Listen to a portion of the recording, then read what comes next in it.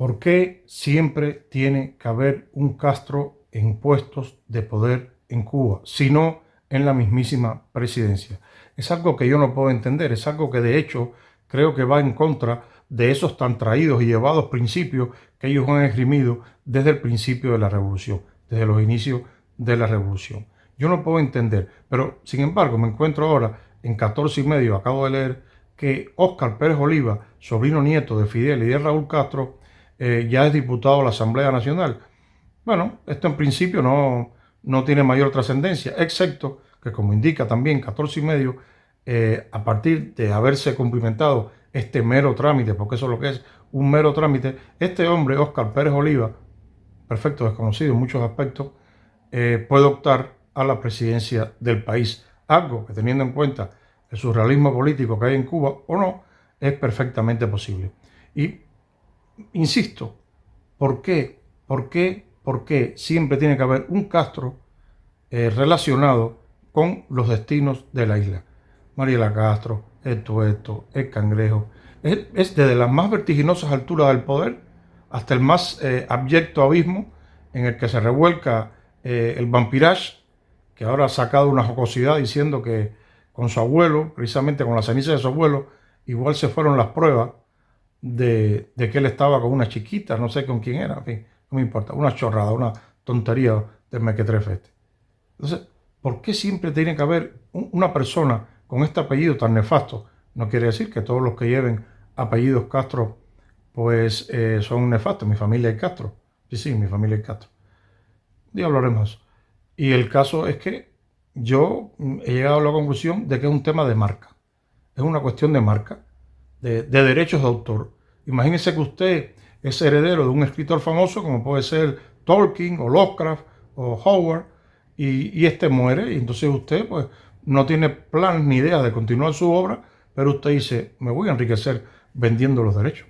Voy a vender los derechos de la obra de este hombre, ya sea a Netflix, ya sea a la Paramount, ya sea a la Warner, a lo que sea, a la Universal.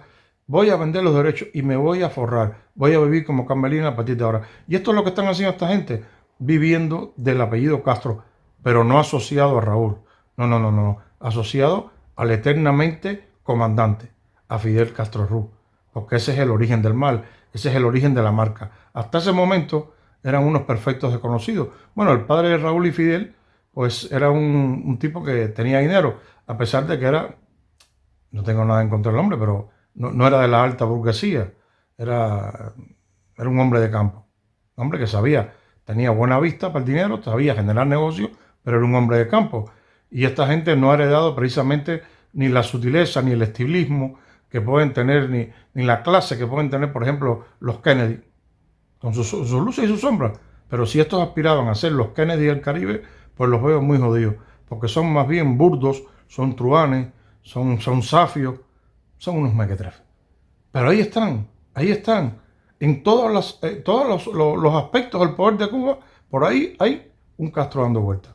Hay un Castro dando vueltas. Y eso, por supuesto, me lleva a pensar a lo que dije anteriormente. Es un tema de marca. Y es que no es el apellido, es la garantía. Un Castro en el poder no es que simbolice que todo va a salir bien, sino que va a haber seguridad en el sistema, para los acólitos, para los seguidores. Si hay un Castro, esto es mi opinión, ahí es como un sello. Oye, hay un Castro. Bueno, este nos va a tener aquí a todos tranquilitos, nos va a tener a todos controlados y tal, o lo que sea, o va a garantizar que, oye, que los que estamos arriba, los que tenemos que comer la parte buena del filete, nos vamos a comer la parte buena del filete. Ya de ahí para abajo, pues ya se verá. Pero de momento, mientras hay un Castro por aquí, ya digo, es una marca, es como Nike. Usted se compra a lo mejor unas Nike y después se compra una Pancho Villa y evidentemente, o lo más probable, es que las Nike le duren más. Bueno, pues ese es más o menos lo que pasa en Cuba con el apellido de los Castro. Hay un Castro, bueno, cierta parte del poder, no toda, por supuesto, cierta parte del poder va a vivir como esos herederos del escritor que le comenté, va a vivir como Carmelina. Y es que el poder real en Cuba no necesita legitimarse, necesita custodios. Ellos son los custodios del Santo Grial, los Castro. Y evidentemente Fidel existe en el nombre, en la mente de muchos, no como líder indiscutible, que lo fue, más bien caudillo, sino como mito fundacional. Es el mito fundacional e histórico de todo lo que en Cuba ha acontecido en los últimos 67 años. Ahí está su figura eterna, su gigantesca sombra, planeando sobre el pueblo cubano, pero claro, garantizándole a ellos esa marca, esa calidad de marca, esa denominación de origen que tienen los, perdón, que tienen los vinos en España. Cuando usted se toma un Rioja, este vino tiene denominación de origen, esto no es un vino hecho de cantimpalo, pero bueno, a diferencia de un Rioja, de un Ribera, evidentemente, o un Protos, evidentemente Fidel Castro no se acercaba ni de lejos a la calidad. Fue un charlatán brillante, pero el charlatán adecuado para soltar en los oídos correctos la cantidad de porquería necesaria para convencer a unos cuantos de que él era la elección apropiada, de que había que mantenerlo, pero no solo él, sino a su apellido, como garantía de que para todo ese grupo de fascinerosos las cosas en Cuba iban a seguir funcionando bien. Fuera la época que fuera, periodo especial, periodo ultra especial, incluso ahora, los Castro, sello de garantía.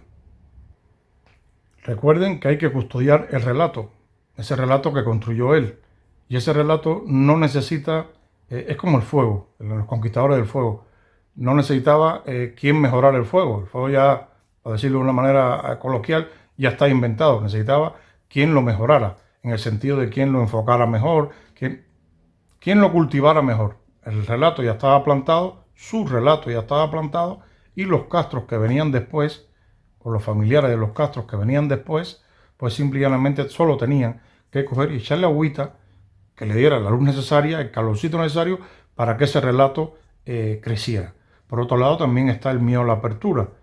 Y el miedo a la apertura implica que si no hay un Castro, pues entonces es que no son necesarios, pero no son necesarios en ningún puesto y ellos no pueden permitirse eso. Ellos tienen que estar al pie del cañón, ellos tienen que estar en todos los fregados, en todas las fiestas, como dicen en España, en todas las salsas, tienen que estar los Castro, porque ellos son perfectamente conscientes de que si ellos se descuidan, si ellos se ponen a mirar para otro lado, salen movidos en la foto y les roban el... ¿Se acuerdan del chiste aquel de qué volar con Miguel? Pues eso le puede pasar a los Castro y se ponen a comer mierda. Por eso ellos no quitan el pie del acelerador. Nunca lo han quitado en 67 años. Y al ritmo que van no creo que lo vayan a quitar. No es que ellos hayan creado un sistema, es que ellos son el sistema. Ellos son el sistema, son al mismo tiempo árbitros, son cortafuegos. Cuando hay alguna historia, ellos son los que calman las aguas, ellos son los que imparten justicia, ellos son los que dicen tú estate quieto, tú muévete ahora, tú ponte para aquí, tú ponte para allá. Y eso tranquiliza, pero no tranquiliza al pueblo desde luego que no. Eso tranquiliza a quienes les apoyan a ellos.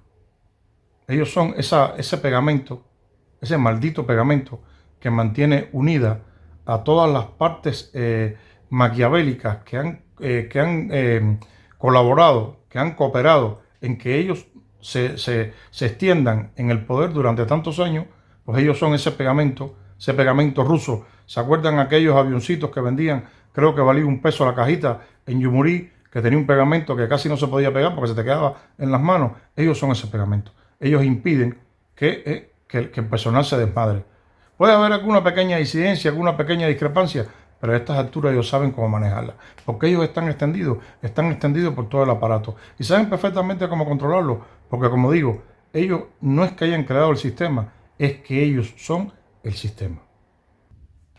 Un sistema que tiene una peculiaridad. Este sistema tiene una peculiaridad, que es que no está gobernado, está custodiado.